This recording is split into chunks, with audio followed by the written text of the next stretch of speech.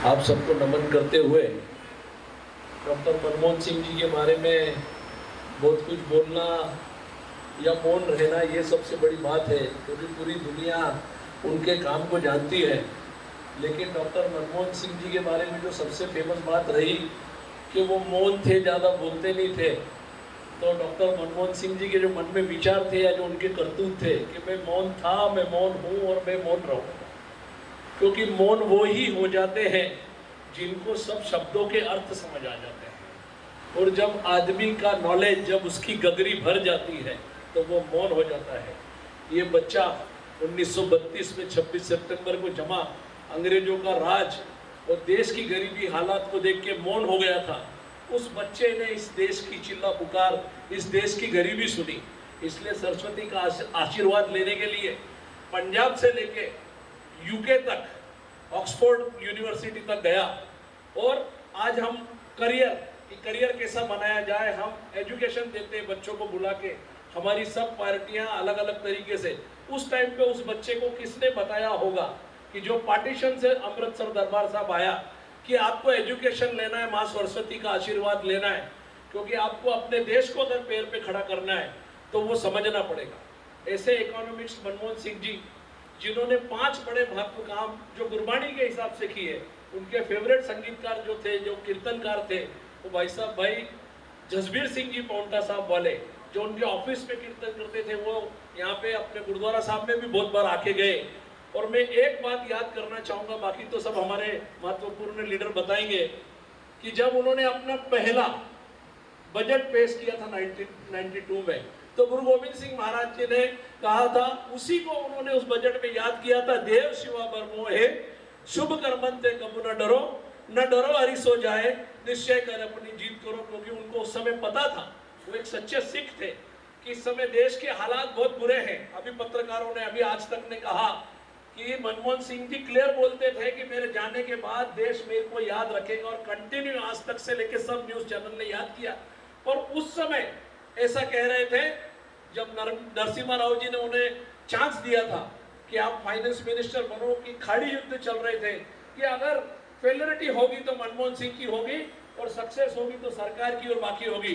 लेकिन गुरु गोविंद सिंह महाराज को याद करके, ये शब्द पढ़ के उन्होंने जो इकोनॉमिक रिफॉर्म्स, आज अगर हम भारत में पैर पे खड़े हैं, तो हमारा बच्चा आज अगर जवान है, हम 5 इकोनॉमी ट्रॉली की बात कर रहे हैं, ट्रिलियन की इकोनॉमी की बात कर रहे हैं, तो उसके फाउंडर जो है डॉक्टर मनमोहन सिंह जी हैं।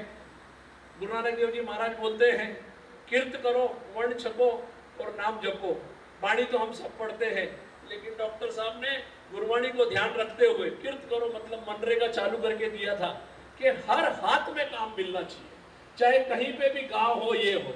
उसके बाद में उन्होंने फूड सिक्योरिटी एड, अविनाश जी ने जिसका जिक्र किया कि खाना, वर्ण छको, लंगर हम चलाते हैं।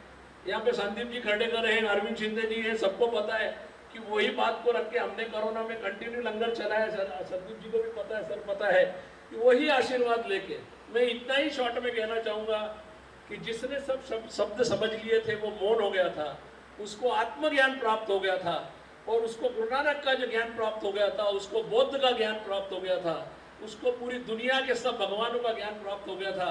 और उस मौनी बाबा ने जो इस देश को अपने पैर पे शांति से समझ के किया, चिल्ला पुकार से नहीं किया, उन्होंने सब किया। जाते जाते सुषमा स्वराज जी का मैं भी बहुत बड़ा फैन हूँ, अटल बिहारी जी का बहुत बड़ा फैन हूँ। सुषमा स्वराज जी को उन्होंने एक जवाब दिया था, जाते जाते मैं वो बोल जाऊँगा क्योंकि उनको सब मौन बोलते थे। एक बात और बोल दूंगा कि उनको वीक प्राइम मिनिस्टर बोलते थे, लेकिन उन्होंने अपने कृत्यों से 2008 में जो न्यूक्लियर डील अपनी सरकार की परवाह न करते हुए करके दिखाई। और उस बात की सारी एक मेरे को बड़ी खुशनसीबी भी लग रही है आज कि पृथ्वीराज साहब इधर आए, क्योंकि शायद ये एक ऐसे शख्स हैं जिन्होंने कंटिन्यू उनके साथ काम किया है, इनके ऊपर उनका बहुत विश्वास था जो हमको पता है। तो मैं यही कहना चाहूँगा कि हजारों जवाबों से अच्छी है मेरी खामोशी, ना जाने कितने सवालों की आबरू रख गई। उन्होंने हमारे पूरे देश की आबरू रखी। ऐसा एक सिख बच्चा जिसने सिक्खी को समझते हुए, देश की गरीबी को समझते हुए, अपने आप को सच्चा देशभक्त बनाते हुए इस देश के लिए जो काम किया है, आने वाले समय में हजारों चीज़ें याद रखी जाएगी। उसके अंदर शायद महाराष्ट्र की तरफ से रहूंगा छोटा बच्चा, तो बाल गंगाधर तिलक साहब का गणपति उत्सव में महात्मा गांधी जी का देश के लिए किया हुआ आज़ादी और मनमोहन सिंह जी का जो इकोनॉमिक इन्फो जो किया है उन्होंने, ये देश के मेन कामों में याद रहेगा कि जिसके वजह से आज हमारा देश अपने पैर पे खड़ा है।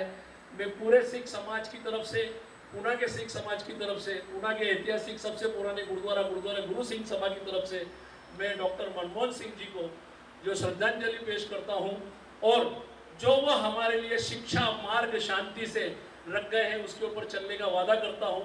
कांग्रेस कमेटी के अध्यक्ष, कांग्रेस कमेटी के या बाकी सबका भी धन्यवाद करता हूं। आओ मिलजुल के फतेह बुलाओ। वाहिगुरु जी का खालसा, वाहिगुरु जी की फतेह। एक छोटी सी बेनती है, भाषण सबके खत्म होने के बाद ज्ञानी जी अरदास करेंगे। गुरुद्वारा की तरफ से कड़ा प्रसाद है वो आप सबने लेके जाना। भूल चूक की माफी। वाहिगुरु जी का खालसा, वाहिगुरु जी की फतेह।